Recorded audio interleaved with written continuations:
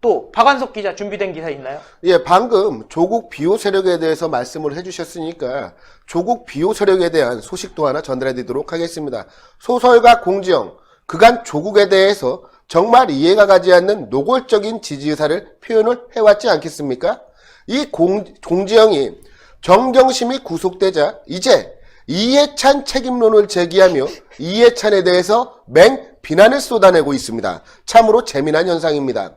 공지영은 정경심에 대한 구속영장 발부에 대해 자신의 SNS를 통해 이렇게 주장을 했습니다. 우리 가족도 이렇게 눈뜨고 도륙당할 수 있다며 민주당 대표 이해찬 사퇴를 요구합시다라고 주장을 했습니다. 아니, 지금 무슨 말인지 제가 가진 이성과 상식으로는 도저히 납득이 되지 않는 부분이 있는데요. 이렇게 눈뜨고 도륙당할 수 있다. 아니, 정경심이 지은 죄가 없습니까?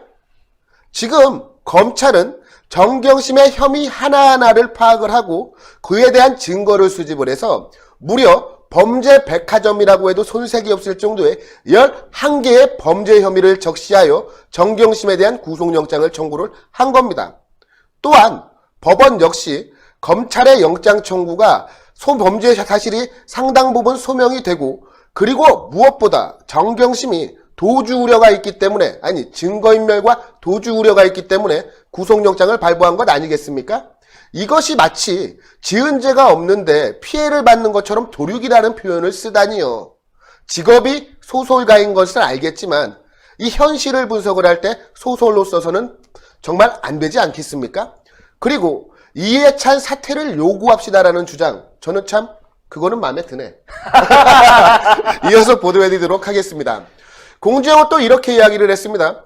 공수처, 검찰개혁, 사법개혁을 저지하는 맹수들에게 비겁하게 조국 가족을 먹이로 던져주고 이재명 구하기에 몰두하다니라며 이해찬은 돌아오라. 비겁하게 보드카 속으로 숨지 말고 국민의 분노가 보이지 않는가라고 이해찬을 맹비난했습니다. 즉 조국을 이해찬과 민주당이 적극적으로 나서서 비호하지 못한 것에 대한 말 그대로 맹비난이라고 할 수가 있겠는데요. 사실 조국 사태가 우리 국민들에게 얼마나 많은 충격을 주었습니까? 특히 자녀의 입시 비위 의혹 관련해서는 한국 사회의 공정함을 훼손하였고 특히 조국 펀드와 관련해서는 한국 사회의 경제 질서를 훼손시켰습니다. 이러한 조국 일가의 비위 의혹에 대해 대한민국의 집권 여당이라고 할 수 있는 민주당 역시 말도 안 되는 논리로 조국 수호하기에 여념이 없었음에도 불구하고 공지영이 보기에는 이 역시도 모자랐던 모양입니다. 그래서 민주당 책임론과 이해찬에 대한 맹비난을 일삼고 있는 것이라는 추측이 되는데요. 이해찬에 대한 공지영의 비난은 일부 매체가 조국 사퇴를 이해찬이 종용했다고 보도한 것이 있지 않겠습니까? 저희가 했죠. 예, 저희가 했죠. 이거 보니까 우리 공지영 씨, 신의 한 수 시청자인 것 같은데 혹시 구독 안 하셨다면 구독 버튼 그리고 좋아요 댓글 부탁드리도록 하겠습니다. 아무튼 뭐 이 공지영 씨의 이런 발언 정말 우리 일반 국민들로서는 납득하기가 어려운 그런 발언입니다. 한편 이 공지영이 여기서 그친 게 아니에요. 구속영장을 발부를 한 서울중앙지방법원 영장전담 송경호 부장판사에 대해서도 비난을 이어갔습니다. 송경호 판사에 대해서 공지영은 이렇게 비난했어요. 이렇게 간첩을 만들고 광주 폭도들 만들고 인혁당 노무현을 죽인 게 사법부라고 주장을 했어요. 예. 아니, 송경호 판사가 뭐 잘못된 판단을 했습니까? 송경호 판사는 검찰 측과 변호인 측, 양측의 의견을 모두 듣고 어느 쪽 의견이 합리적이고 어느 쪽 의견이 현실적인 증거를 들이밀었는지 판단을 해서 정경심에 대해서 증거인멸 의도가 너무 명백하기 때문에 이 사람을 가만 놔둬서는 안 되겠다. 구속된 상태에서 재판을 받게 하겠다라는 말 그대로 정상적인 사법적인 판단을 한 겁니다. 여기에 대해서 이 사람을 뭐 간첩을 만든다. 아니 뭐 정경심이 없는 죄에 대해서 구속영장을 발부를 했습니까? 아니지 않습니까? 그리고 광주 폭도라는 이야기를 하셨는데요. 이 부분에 대해서는 의견이 좀 분분한 것 같습니다만 이 교도소를 무기를 들고 습격한 것에 대해서는 저는 광주 폭도라는 표현이 맞다고 생각을 합니다. 그리고 인혁당 노무현을 죽인 게 사법부라는 일방적인 주장을 하면서 이래서 개혁하자고 했던 것이라고 주장을 했는데 이 사람이 말하는 개혁이 무엇이겠습니까? 자신과 생각이 다른 사람들은 존중하지도 않고 자신과 동일한 생각을 가진 사람들은 말 그대로 법 위에 군림하는 세상, 이런 세상이 바로 이 사람들이 말하는 개혁 아니겠습니까? 이 사람들이 말하는 검찰 개혁은 즉 현 집권 세력의 사법부 장악을 의미하는 것이고, 이 사람들이 말하는 공수처 설치는 현 집권 세력이 말 그대로 좌파 독재 시작을 위해 공포정치의 서막을 여는 것과 다를 바가 없다는 생각이 듭니다. 예, 예, 말씀하시죠. 아니 이게 참 너무 웃긴 게요. 지금 만약에 가정이긴 합니다면은 가정이긴 하지만 정경심 씨가 만약 기각이 됐으면 공지영의 오늘 저 이야기는 180도 달랐을 겁니다. 그렇지 않습니까? 맞습니다. 아마 뭐 사법정의가 실현되고 있다. 뭐 아니면은 소위 말해서 소위 말해서 정치 검사들에 대해서 판사가 현명한 판단을 내렸다. 뭐 이런 식으로 말할 게 너무 자명한데 지금 막상 이게 결정이 이렇게 나오니까 지금 공지영 씨가 지금 말도 안 되는 주장까지 하면서 심지어 내부 총질하는 거 아니겠습니까? 맞습니다. 지금 저희 실시간 채팅창 보니까 공지영 알고 보니까 위장 우파 아니었냐. 우리가 오히려 공지영을 응원해줘야 되는 거 아니냐. 우리가 지난날 공지영의 정말 그 말도 안 되는 트위터를 보면서 야 공지영의 책에 대해서 우리가 뭔가 퍼포먼스라도 해야 되는 거 아니냐라는 비판도 했었는데 그럴 필요가 없는 것 같아요. 지금 혼자 알아서 이렇게 트위터 등등을 통해 가지고 지금 이렇게 이해찬도 까고 뭐 누구도 까고 지금 아까 광주도 들어간데 광주는 또 왜 들어간지 좀 이해가 안 돼요. 하여튼 지금 이러한 공지영 씨의 태도 그리고 공지영 씨뿐이겠습니까? 지금 그 말도 안 되는 그 좌파 문화인들의 그 행태들 결국 본인들이 본인 딴에는 정말 억울하다 어떻게 이런 일이 있을 수 있냐라고 하면서 지금 하고 있는 이러한 발언과 행동들이 오히려 더 많은 국민들을 하여금 각성을 하게 하는 심지어 지금 이게 우파 정권도 아니에요.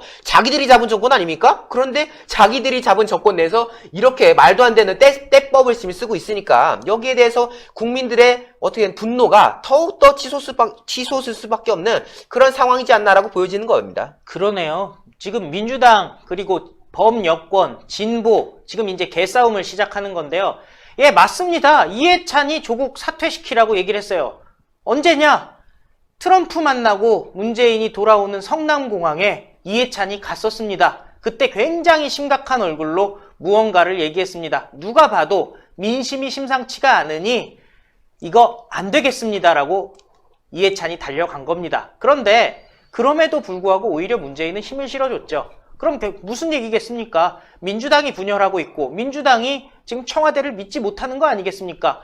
어떻게 보면 그동안 이인영부터 시작해서 이해찬까지 검찰 욕해가면서 조국 살리려고 정말 최선을 다했습니다. 제가 봤을 때 민주당은 정말 하기 싫은데도 열심히 했어요. 근데 지금 와서 이해찬을 날려라? 아예 공지영 그러시면 안 되죠. 그래도 그나마 당신들 편이 이해찬밖에 없어요. 그런데 가만 생각해보면요. 문재인이 이해찬 공천 안 줬었잖아요. 그렇죠. 안 줬어요. 예, 무소속으로 나가가지고 다시 민주당 들어와서 당대표까지 간 거예요. 이게 무슨 얘기냐? 사실 밑바닥에서는요. 대깨문들 엄청 많은 것 같은데 생각보다 대깨문들 별로 없는 겁니다. 그렇습니다. 물론 그 몇몇 소수 대깨문들이 그 문슬람들이 너무나도 사고를 치니까 그 서초동 그리고 국회 등등에서 그 동원까지 해가면서 난리를 피니까 마치 그것이 민심인 것처럼 호도하려는 시도를 하는 건데 저희가 사실 얼마 전에 갤럽 여론조사를 보도하는 과정에서 그런 지적도 했습니다. 이 문재인을 지지하는 이유를 묻는 그 세부 항목에 모름이 14%였거든요. 모름. 말 그대로 나는 맹목적으로 지지한다. 아 몰라. 문재인이 나라를 팔아도 지지할 거야. 거의 그런 급이잖아요. 그런데 이게 따지고 보면은 그 갤럽 조사에서 39% 지지율이 나왔던 시기인 건데 거기에서 14%면은 대략 환산할 때 한 4%? 5% 되는 거 아니겠습니까? 정말 국민 중에 아주 소수입니다. 그러한 세력들이 마치 전 국민의 입장을 대변한 것처럼 호도하는 건데 결국 지금 공지영이나 이러한 사람들도 그러한 그 뒷배경만 믿고 지금 설치는 거 아니겠습니까? 하지만 그 나머지 50%, 60%가 넘는 국민들은 이미 준엄한 목소리를 내고 계신 상황인 거고 그 목소리가 지난 개천절 그리고 지난 한글날에 다 보여졌지 않습니까? 근데요, 저는 공지영 씨의 그런 행태에 대해서 굳이 반대할 이유가 없다고 보여집니다. 아니, 반대할 이유가 없어요. 오히려 옛날 같으면은 화가 나죠. 옛날 같으면은, 야, 어떻게 저런 사람들이 지식인이라고, 문학가라고 저렇게 떠들 수 있지? 어떻게 저런 사람들이 지금 대한민국의 주류라고 판을 치고 있지? 라고 화가 나는데요. 이제 국민들이 깨어나셨잖아요. 이제 유시민, 공지영, 뭐 등등, 지금 오히려 그런 사람들이 발언을 할 때마다 각성하는 국민들이 늘어나고 있습니다. 예. 오히려 그 위장 우파라는 표현이 괜히 나온 게 아니에요. 맞습니다. 저는 앞으로 우리 공지영 씨가 트위터에서 열심히 글을 써주시고 보니까 뭐 한두 시간 간격으로 막 리트윗도 하시고 글도 쓰시던데 앞으로 열심히 활동하셔서 더 많은 국민들이 깨어나는데 일조해 주셨으면 대단히 감사하겠습니다. 뭐 내일 집회에도 몰래 마스크 쓰고 태극기 들고 나올지도 모르고. 근데요. 신의 한 수의 구독, 좋아요, 알림 방법입니다. 보실 영상을 눌러주세요. 아래의 구독 버튼을 눌러주세요. 그럼 종 모양이 나옵니다.